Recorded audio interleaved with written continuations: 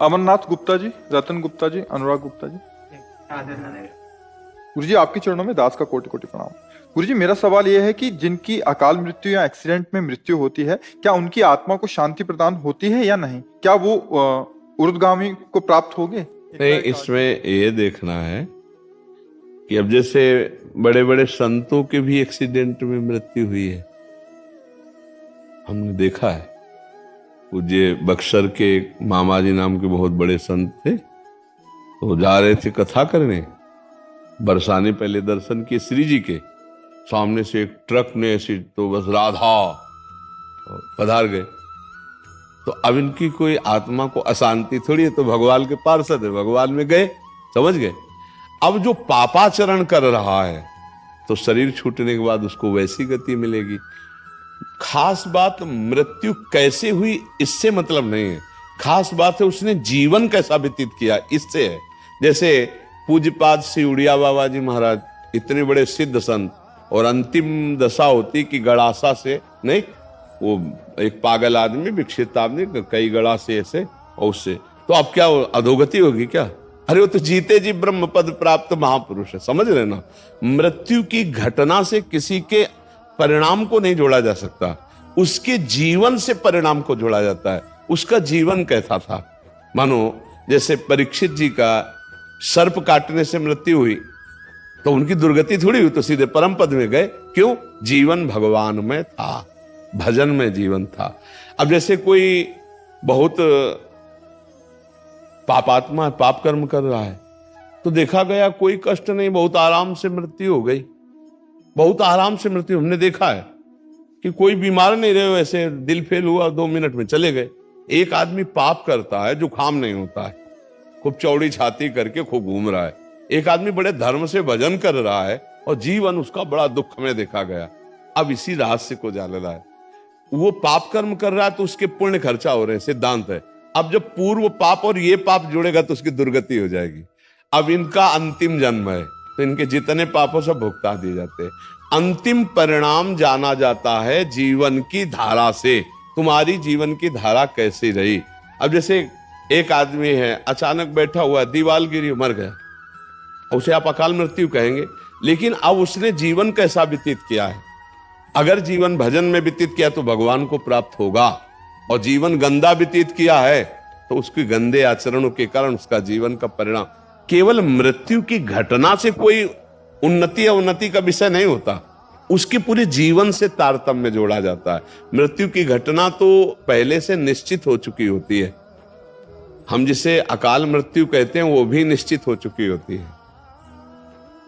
भाई जैसे हमारे पाप बहुत बढ़ गए तो भरी जवानी में हमारी मृत्यु होनी है, एक्सीडेंट से होनी है, कैसे होनी, वो पहले से निश्चित हो गया। पूरा काल व्यतीत होकर के बुढ़ापे में मृत्यु होती तो बाल, अब जवानी में मर गया तो उसे अकाल मृत्यु कहेंगे। अब उतने में उसने क्या आचरण किया है? अगर वो सतधर्म किया, माता पिता की सेवा की, भजन किया, और फिर मृत्यु हो जाती तो उसका कल्याण हो जाएगा। अब उसने पापाचरण किए, मनमानी धर्म विरुद्ध आचरण किए, तो चाहे वो गंगा में मरे, वो नरक ही जाएगा, उसकी दुर्गति ही होगी। बात समझे?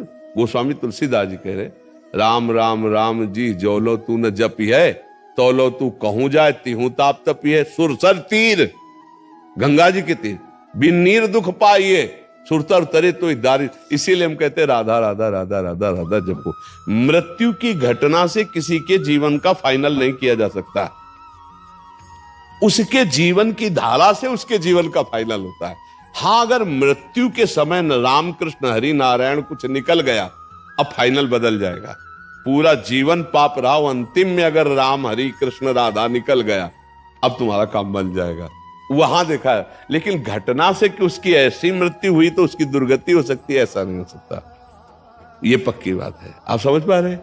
जी गुरु जी, बहुत। अब बिटिया थी मेरी, 2 बेटी थी, 23-24 साल की, बहू थी 29 साल की, 1.5 साल की पोती थी। 7 साल हो गए, मन व्यतीत रहता है। हाँ, क्योंकि अपनापन होता है ना परिवार से। तो अब देखो, इसका हम रोज घोषणा करते हैं एक बार सत्संग में, इस लोक का नाम याद कर लो, क्या है? मृत्यु लोग यहाँ सबको मरना पड़ेगा भैया। लेकिन गुरुजी 2011 में मेरा ऐसा संयोग बना कि कैलाश मानसरोवर जाने का मेरा, तो मेरी बिटिया जो है बोलती पापा आप जाओ कैलाश मानसरोवर, देखो मैं दुकान संभालूंगी। हमारा केवल वो व्यवहार में बहुत आगे बढ़ना होता है। हमारा केवल इतना कहना है कि देखो जिस समय, जिस सेकंड में, जिस मिनट में जहां मृत्यु हमारी होनी है वहां होनी है। वो हमारे कोई प्रियजन बनकर जो आते हैं वो अपने कर्मों का भोग भोगने आते हैं और हमको भुगाने आते हैं।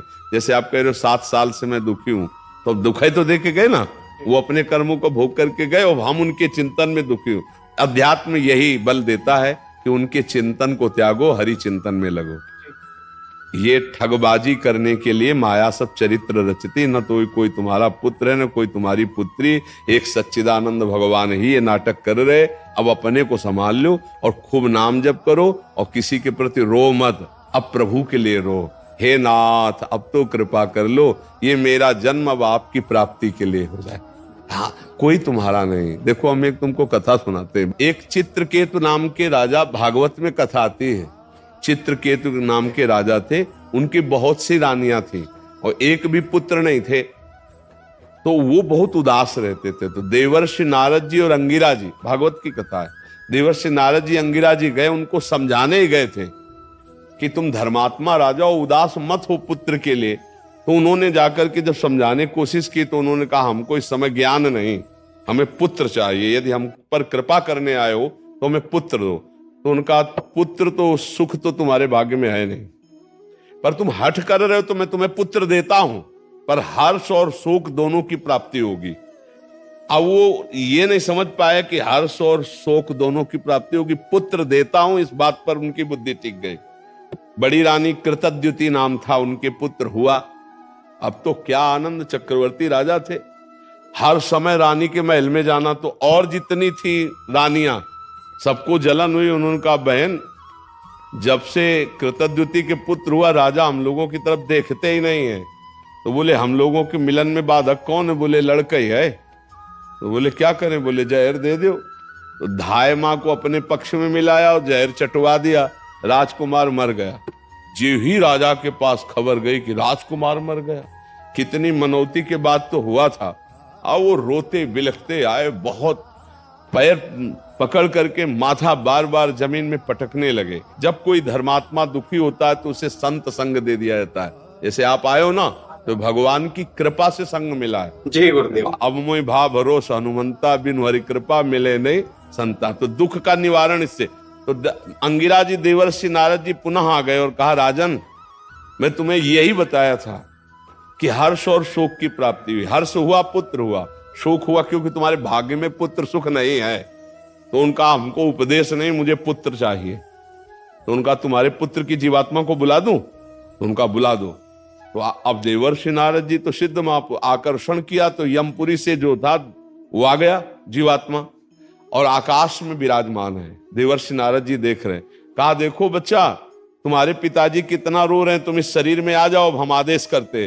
तो उनका देवर्षि नारद जी ये केवल अपने स्वार्थ के लिए रो रहा है। ये कई बार हमारा बेटा बन चुका है, कई बार पत्नी बन चुका है, मैं किसी का बेटा नहीं हूं, मैं अपने कर्म का भोग इसके यहां भोगने आया था, मैं जा रहा हूं।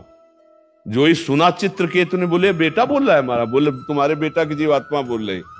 उनका मोह दूर हो गया और फिर उन्होंने भजन करके भगवान को प्राप्त किया। तो भगवान ने तुम्हें मोह दूर करने के लिए भेजा है, तुम्हारा कोई नहीं है। हाँ भगवान ने लीला करके आए थे। अब खूब नाम जप करो, मस्त रहो, चिंता मत करो, और तुमको भी जाना है। जय गुरुदेव। ये बात जान लो कि तुमको भी जाना। तो जाने की तैयारी, जो चले गए उनके विषय में क्या खो, उनकी तो ट्रेन छूट गई, तुम्हारी न छूट जाए, इसलिए तुम पहले अपनी बेग भर लो। राधा राधा राधा राधा, कबीरा सब जग निर्धना, धनवंता नहीं कोई, धनवंता सोई जानिए जाके राम नाम धन होए। खूब नाम जमा कर ले, लोक पर लोक में बहुत आनंद रहेगा।